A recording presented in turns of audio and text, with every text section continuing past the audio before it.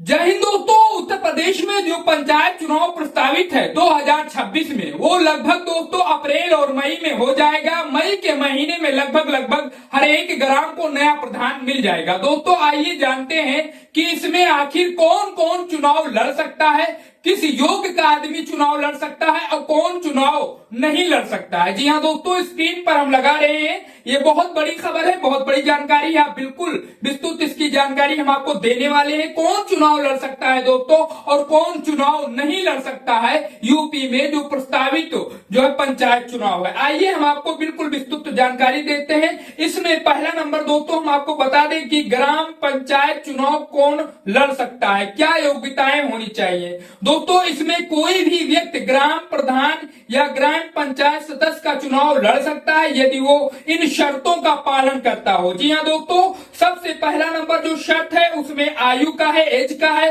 उम्मीदवार की न्यूनतम आयु दोस्तों 21 वर्ष होनी चाहिए। उससे कम अगर वो है और वो सोच रहा है कि 2026 में हम यूपी में प्रधानी पंचायत चुनाव बीसीडी का चुनाव दोस्तों लड़ेंगे, ऐसा नहीं हो सकता। उसका एज जो है 21 साल होना चाहिए। उसके अलावा दोस्तों दूसरे नंबर पर आता है नागरिकता।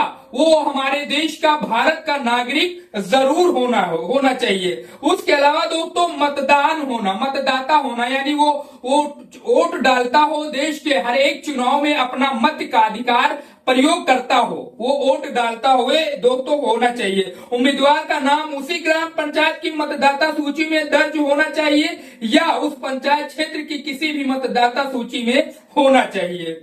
उसके बाद में नंबर आता है दोस्तों जो ग्राम पंचायत चुनाव लड़ सकते हैं उनके लिए एक और जो है स्थिति है मानसिक स्थिति।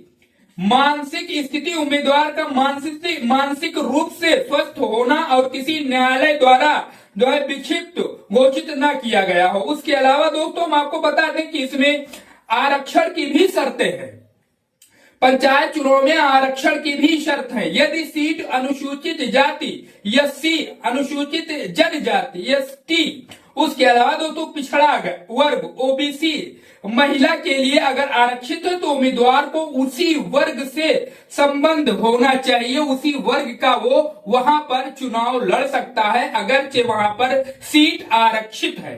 उसके अलावा दोस्तों बात करें सरकारी पद से इस्तीफा देना। अगरचे दोस्तों आप उत्तर प्रदेश में जो प्रस्तावित पंचायत चुनाव है उसमें चुनाव लड़ना चाहते हैं, तो अगर आप सरकारी कार्य में जो है सरकारी काम कर रहे हैं, नौकरी पेशा वाले लोग हैं, तो आपको दोस्तों इस्तीफा देना होगा। यदि उम्मीदवार सरकारी कर्मचारी है तो उसे चुनाव लड़ने से पहले पद से इस्तीफा देना होगा। उसके अलावा दोस्तों हम आपको बता दें कि आपराधिक योग्यता, यानी यदि उम्मीदवार किसी गंभीर अपराध में दोष मुक्त हो और सजा अभी प्रभावी हो या कानून अनुसार चुनाव लड़ने के अयोग्य घोषित हो तो दोस्तों वो भी जो है चुनाव नहीं लड़ सकता है।